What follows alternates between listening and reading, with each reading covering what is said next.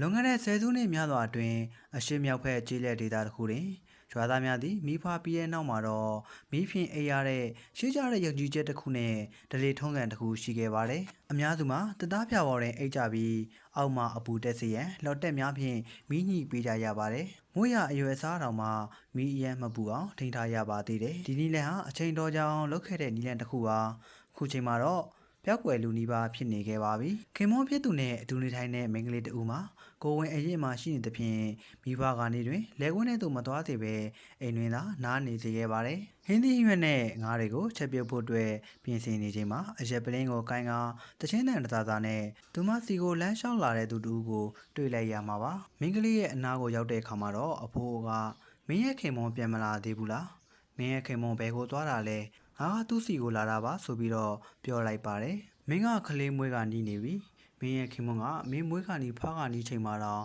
မင်းရဲ့အနားမှာရှိမနေပေးနိုင်ဘူးအဲ့ဒီအတွက်ငါမင်းကိုတနာမိတယ်အဖိုးဖြစ်သူကမိကောင်းဆွေကောင်းတွေနဲ့အတူတူတောက်ဖို့အတွက်လာတတ်ပါတယ်အဖိုးရဲ့နာမည်ကတော့တိုင်ခဖြစ်ပါတယ်အဖိုးတိုင်ခကတော့တည်တည်မမကိစ္စပဲဖြစ်ဖြစ်ကြီးကြီးမားမားကိစ္စပဲဖြစ်နေပါစေသူကအမြဲတမ်းကူညီလိုစိတ်ရှိတဲ့သူပါအဖိုးတိုင်ခကိုတော့လူကြီးတယောက်အနေနဲ့လူတိုင်းကလေးစားကြပါတယ်အဖိုးတိုင်ခကပစုံမွေးမြူရေးချံကိုချက်ချင်းမသွားမိမှာပဲကောင်းမလေးနဲ့ခဏတစ်ဖြုတ်စကားထိုင်ပြောနေခဲ့ပါတယ်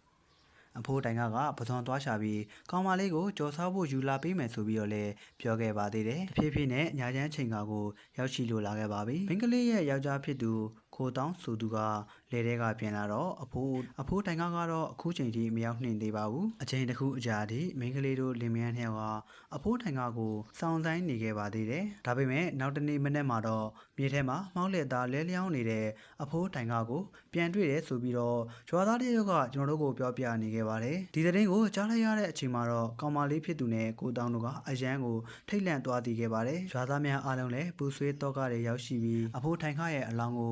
နာရေးကျင်းပရန်အတွက်ပြန်လည်ပင့်ဆောင်ခဲ့ပါတယ်နောက်တနေ့မနေ့မှာတော့ကောင်မလေးဟာခလေးပွေးဖွားဖို့အတွက်ဘိုင်းနာခြင်းကိုစတင်ခံစားလာခဲ့ရပါတယ်အရင်အချိန်တုန်းကတော့ဈေးရုံဈေးကန်သွားရတာတော်တော်ခက်ခဲပါတယ်အဲဒီနောက်မှာတော့တားဖွားဆရာမတအူရောက်လာပြီးအိမ်မှာရှိတဲ့ကျမ်းမြင်တွေကိုတန်ရှင်းစင်ကြယ်စေပါတယ်။သွေးစွန်းထင်းမှုနဲ့အနံ့သက်တွေကိုတန်ရှင်းစင်ကြယ်ဖို့အတွက်ဆရာမကပြုလုပ်ပေးပါတော့တယ်။ရွာမှာရှိတဲ့အိမ်အများစုဟာတေသားကျမ်းမြင်တွေခင်းထားတာကြောင့်မြေအောက်ထက်သို့ရေများစီးကြလာကတခါတရံမှာဆိုရင်တော့နိုင်ရန်များအောက်တွင်တရက်တစီများလာရောက်စားတောက်ခြင်းမှကာကွယ်ဖို့အတွက်နိုင်ရန်များရဲ့အောက်မှာထုံဖြန်းကြပါတယ်။ကောင်းမလေးကမီးလင်းရောင်ရရှိဖို့အတွက်ထင်းမီကိုအသေးချာပြင်ဆင်လျက်ရှိပြီးကလေးငယ်လေးကိုတော့ချင်းအောင်ထဲသို့ထဲကမိဖို့နဘေးတွင်အတူအိတ်ဆက်ကြပါတော့တယ်တိတ်ဆိတ်နေတဲ့ကြားကလေအေးတွေကရံမှန်ရံကဖြတ်တိုက်လာခဲ့ပါတယ်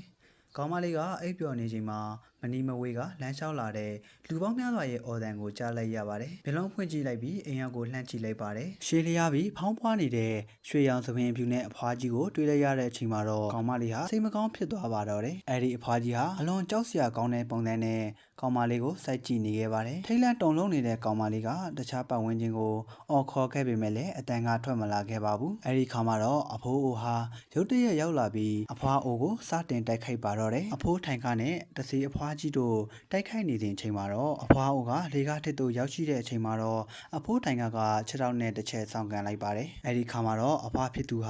ဖြည်းဖြည်းချင်းနောက်ဆုတ်သွားပြီးအမောင်ထဲမှာပျောက်ကွယ်သွားခဲ့ပါတယ်။ကောင်မလေးကကြောက်နေခဲ့ပေမဲ့လည်းအဖိုးဖြစ်သူထိုင်ခရဲ့အကူအညီပေးမှုကြောင့်ကောင်မလေးကစိတ်သက်သာရခဲ့ပါတယ်။နောက်တနေ့မနေ့ရောက်မှာတော့မိန်းကလေးဖြစ်သူဟာအိပ်ပျော်နေတဲ့အချိန်မှာပဲရုတ်တရက်လန်နိုးလာခဲ့ပါတယ်။အဲဒီနောက်မှာတော့မင်းညကဖြစ်ပျက်ခဲ့တဲ့အဖြစ်အပျက်တွေကိုသူမရဲ့ယောက်ျားဖြစ်သူကိုတောင်းဆိုတဲ့သူကိုပြန်လည်ပြောပြလာခဲ့ပါတယ်။ပထမတော့ကောင်မလေးကအိမ်မက်မက်နေတာပဲလို့သူထင်ခဲ့ပါတယ်။ဒါပေမဲ့နောက်ပိုင်းမှာတော့သူရဲ့ကလေးငိုတန်ကိုကြားလိုက်ရတဲ့အချိန်မှာသူကချက်ချင်းယုံသွားခဲ့ပါတယ်။နောက်တနေ့မနေ့အရောက်မှာတော့အဖိုးထိုင်ခရဲ့အုပ်ကူရှိကိုသွားပြီးမိန်းကလေးဟာအဖိုးထိုင်ခရဲ့ကူညီပေးခြင်းတွေကျေးဇူးတင်စကားဆိုခဲ့ပြီးနောက်လဲကူညီဆောက်ရှောက်ပေးဖို့အတွက်ပြောဆိုခဲ့ပါတယ်။ဒီကိစ္စဟာပိုးလေးတကြော်ဖြစ်ခဲ့ပြီးရွာသူရွာသားအားလုံးဟာလည်းအဖိုးထိုင်ခကိုကူညီဆောက်ရှောက်ပေးရန်အတွက်အဖိုးထိုင်ခရဲ့အုပ်ကူရှိမှာလာရောက်ပြောဆိုနေကြတာကိုတွေ့ခဲ့ရပါတယ်။